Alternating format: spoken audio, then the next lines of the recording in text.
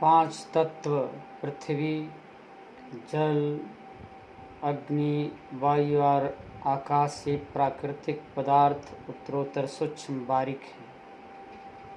आत्मा प्रकृति से सूक्ष्म बारीक चेतन है, परंतु व्यापक नहीं है। आत्मा एक देशीय अनुसत्ता है। वह प्रत्येक पिंड में यानी शरीर में एक निश्चित स्थान पर स्थित है। आत्मा परमाणु से अत्यंत छोटा सूक्ष्म है। जिन परमाणुओं का आज के वैज्ञानिकों ने आविष्कार किया है वे असली परमाणु नहीं है, बल्कि परमाणु के स्थूल रूप हैं। उनको न्यूट्रॉन, प्रोटॉन, इलेक्ट्रॉन और इनके जैसे ही अन्य भागों में आज के वैज्ञानिकों ने विखंडित कर दिया है, जबकि परमाणु प्रकृति का वह सूक्ष्मतम अंश है जिसका कोई भी और विखंडन नहीं हो सकता। परमाणु का अर्थ ही है परम अणु, अर्थात सबसे सूक्ष्म छोटा प्रकृति का अंश। इन परमाणुओं को विहंगम योगी इनके मंडल में अपनी आत्मा से चेतन शक्ति से देखता है। अपने संकल्प द्वारा इनसे अनेक अद्भुत कार्य प्राकृतिक जगत में करता है। परमाणु विज्ञान का वेता विहंगम योगी अपने पार्थिव शरीर को परमाणुओं में विलय कर अदृश्य हो जाता है। पुनः परमाणुओं के संघीकरण के द्वारा अपने पूर्व शरीर को प्रत्यक्ष कर सकता है। परमाणु विज्ञान के वेता विहंगम योगी पर काया प्रवेश करता है। परमाणु विज्ञान के वेता विहंगम योगी महाप्रलय तक अपने शरीर को जीवित रखने जैसा अद्भुत कार्य कर सकता है। परमाणु विज्ञान के सिद्धांत के संस्थापक प्राचीन भारत में महर्षि कणाद हो चुके हैं। अनंत श्री सतगुरु सदाफल देव जी महाराज भी परमाणु विज्ञान के वेता हुए हैं। अपने जीवन काल में, अपने व्यक्त काल में उन्होंने अनेक प्रयोग किए।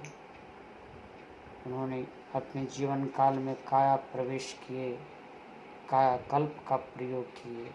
कायाकल्प का प्रयोग कर रहे हिमालय पर और फिर प्रचार कार्य से उन्हें बीच में ही कायाकल्प का अनुष्ठान छोड़कर आना पड़ा।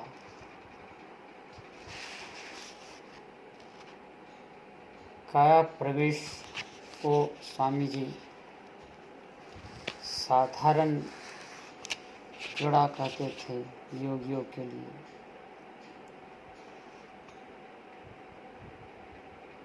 अद्वैतवाद के प्रवर्तक शंकराचार्य के विषय में भी हम लोग खूब सुने हैं।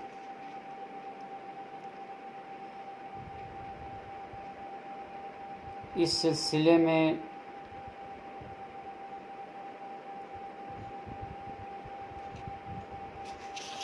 हम कहना चाहेंगे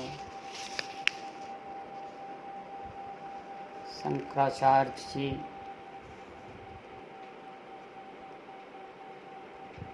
अपने अद्वैतवाद के प्रचार प्रसार में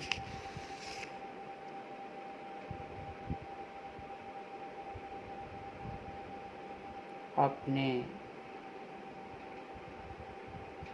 ज्ञान से, अपने शास्त्रार्थ से सबको हरा रहे थे।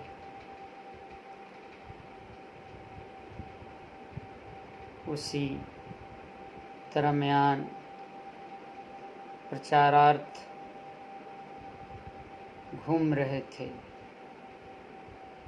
एक प्रसिद्ध विद्वान मंडन मिश्र से उनकी मुलाकात हुई और उन्होंने भी शास्त्रार्थ किया। मंडन मिश्र जी शास्त्रार्थ में हार गए। इस शास्त्रार्थ में मध्यस्थ की भूमिका में थी उनकी पत्नी मंडन मिश्र की पत्नी धर्म पत्नी, जिनका नाम सरस्वानी था।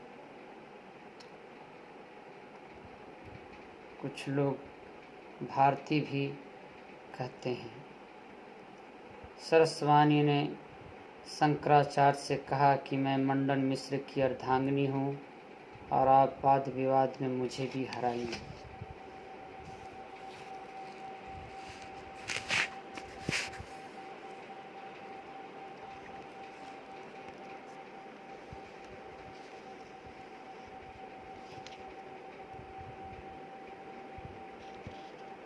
तभी आप विजयी माने जाएंगे।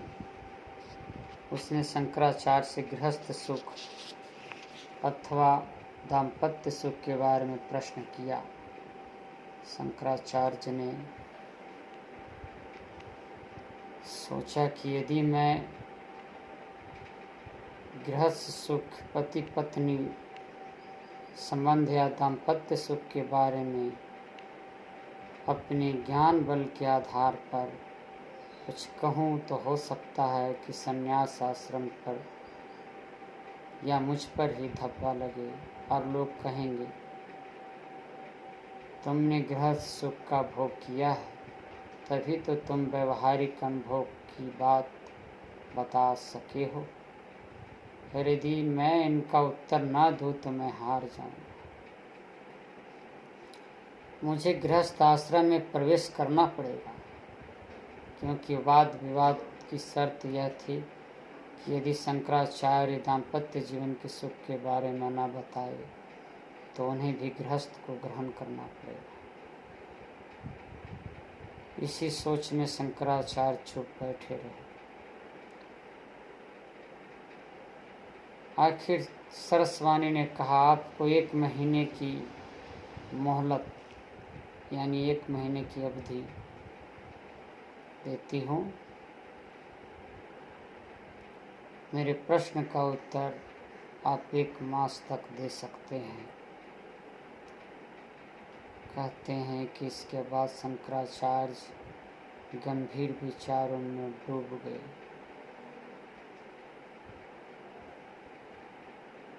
गंभीर विचारों में मग्न हो गए। एक वन में जा रहे थे और उनके साथ उनके प्रमुख शिष्य पद्मपाद तथा अन्य शिष्य भी थे। उनकी आंखों में शोक की छाया थी, परंतु एक स्थान पर पहुंचने पर वह खुशी में भरकर बोले, पद्मपाद, मुझे अपने दिल की व्यथा दूर करने का उपाय मिल गया। वहाँ एक राजा की लाश पड़ी थी। शंकराचार्य ने कहा, पद्मपाद, यह जो राजा मरा पड़ा है, मैं इसके शरीर में प्रवेश करूंगा, तब मैं उसकी राजधानी में जाऊंगा और वहाँ कुछ समय तक राज्य कारोबार चलाऊंगा। इसी दौरान में मैं सरस्वानी के प्रश्नों का उत्तर भी ढूंढ निकालूंगा। जब तक मैं वहाँ रहूं तब तक आप मेरे इस शरीर को एक गुफा में रखना। मेरा अपना जो शरीर है, इससे मैं भोग सुख पाना उचित नहीं समझता। अब मैं राजा के शरीर में प्रवेश करने वाला हूँ। यह सुनकर पद्मपाद ने कहा, चाहे आप ज्ञानियों के संग में रहें या राजमहल में रानियों के संग में, और आप पर चाहे उस वातावरण का प्रभाव ना भी पड़े, परंतु मैं समझता हूँ कि जन सामान्य से ठीक तरह न समझ पाएंगे। आत्मा के चिंतन में रहने वाले लोगों के लिए चाहे यह शरीर जहाँ भी रहे, इसका चिंतन नहीं होता। अतः आप इस बात को छोड़ दें और व्यर्थ में अपजस का शिकार न हो। यह कर पद्मपाद रोने लगे। शंकराचार्य ने कहा, पद्मपाद, तुम्हें दुख इसलिए होता है कि तुम इसे मेरे लिए परीक्षा समझते हो, परंतु मैं यदि इस परीक्षा में न पढ़ूं तो सत्य को ही इसका शिकार होना पड़ेगा। उसे टालने के लिए मैं अपजस मोल लेने के लिए भी तैयार हूँ। सन्यासी ही रहकर मैं गृहस्थ जीवन की बात करूँ तो लोग मुझे ढोंगी समझेंगे, इसलिए पर का प्रवेश जरूरी जान पड़ता है। अब तो मैं यह सोचता हूँ कि गृहस्थ जीवन और संन्यास आश्रमों के नियमों का भंग हो गया तो ठीक नहीं रहेगा, परंतु मेरे जीवन में एक समय ऐसा भी आने वाला है जब मैं संन्यास आश्रम के भी सारे नियम त्याग दूंगा। अब मैं इस ज्ञान द्वारा सरस्वाणी को पछाड़ने के लिए संन्यास आश्रम के नियमों की रक्षा कर रहा हूँ। यह कहकर शंकराचार्य ने अपनी योग विधि से उस राजा जिसका नाम अमरुक था के शव में प्रवेश किया और वह उसकी राजधानी में चले। राजा को कई दिनों के बाद लौटते देख सारी राजधानी में खुशी की धूम मच गई। अपने राजा की बुद्धि में अचानक वृद्धि देखकर मंत्रीगण चकित हो गए। सदा सुख भोग में लगा रहने वाला कैसे आत्मज्ञानी हुआ, इस बात को न समझ सकने पर रानियां भी हैरान सी रह गई। मंत्री ने पर का प्रवेश को कैसे पहचाना। हम बताते चले, उनके जो मंत्री थे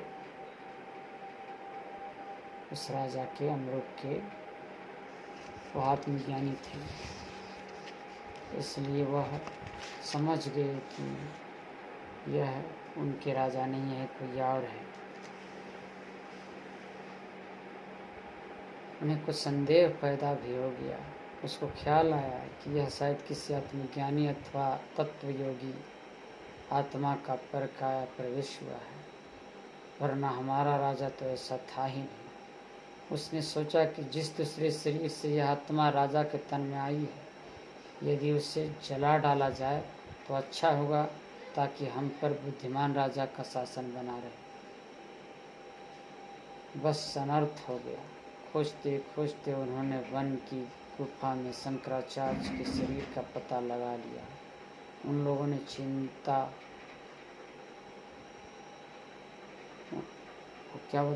उन लोगों ने चिता बनाकर सब को उस पर रख दिया और आग सुलगाकर वे लौट गए। इधर अवधि को पूरा होते देख शंकराचार्य के शिष्य वन में आए तो उन्हें यह देखकर बहुत दुख हुआ कि शंकराचार्य का शरीर चिता पर आग की लपटों में है।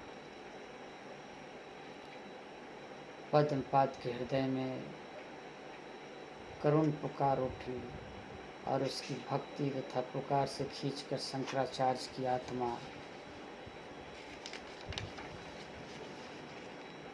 राजा अमरूक का शरीर छोड़कर अपने शरीर में आ प्रवेश हुई और वे चिता से उठकर दौड़े, परंतु शरीर में प्राणों के लौटने से पहले आग ने उनका एक हाथ झुलसा दिया था। यह देखकर पद्मपाद बहुत दुखी हुए और उन्होंने शंकराचार्य से कहा, स्वामी, मेरे लक्ष्मी नरसिंह की स्तुति करके अपना खोया हाथ वापस पाइए। मुझ में तो इस समय वह योग्यता नहीं कि मैं मन एकाग्र करके प्रार्थना कर सकूं, इसलिए आपसे कहता हूं कि आप ही प्रार्थना कीजिए। आचार्य ने प्रार्थना की कि नरहरि की कृपा से शंकराचार्य का हाथ स्वस्थ हो। उसके बाद वे सरस्वाणी के घर गए और उन्होंने विजय प्राप्त की। पर काया प्रवेश के सिद्धांत को अद्वैतवादी, सभी सनातन धर्मी, आर्य समाजी तथा अन्य संप्रदाय के लोग ही मानते हैं। इस सिद्धांत संबंधी एक वृत्तांत को हम अनंत श्री सतगुरु देव जी महाराज के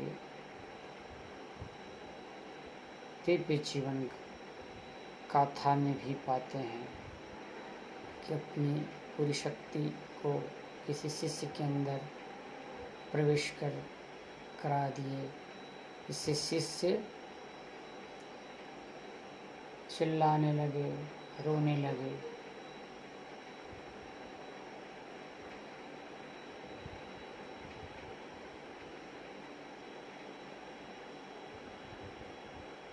यहाँ पर जो राजा अमरुक के मंत्री थे वे समझ गए थे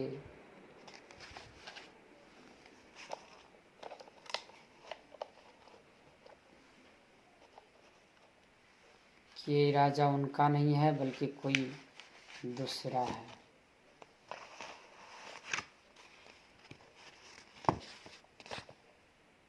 क्यों समझ गए? राजा के स्वभाव और संस्कार से समझ गए। क्योंकि हर आत्मा का जो संस्कार होता है अलग अलग होता है। कर्म, गुण, स्वभाव सबके अलग अलग होते हैं। जो उनके जन्मजात संस्कार होते हैं वो तो बिल्कुल उनका निजी होता है। रानियों ने भी यह बात नोट की, यह परिवर्तन को देखी।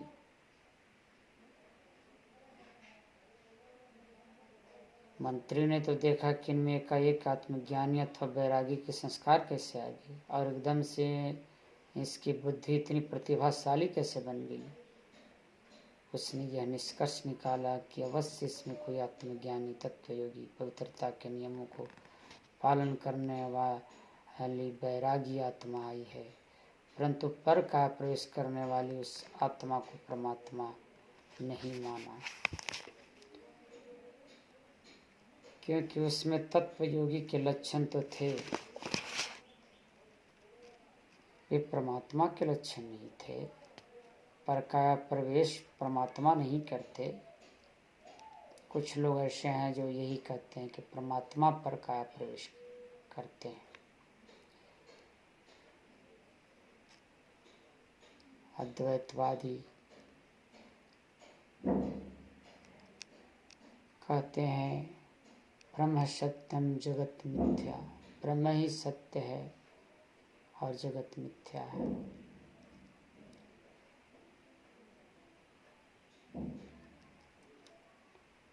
परंतु हमारे सद्गुरु फलदेव जी महाराज ने अपने विज्ञान दर्शन में अद्वैतवाद, द्वैतवाद, विशिष्टाद्वैतवाद, द्वैताद्वैतवाद जैसे समस्त दर्शनों का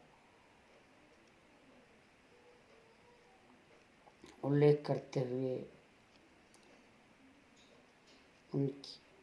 उनके सिद्धांतों में जो भ्रांतियां भरी पड़ी है वो अपने विज्ञान दर्शन से दूर करते हैं।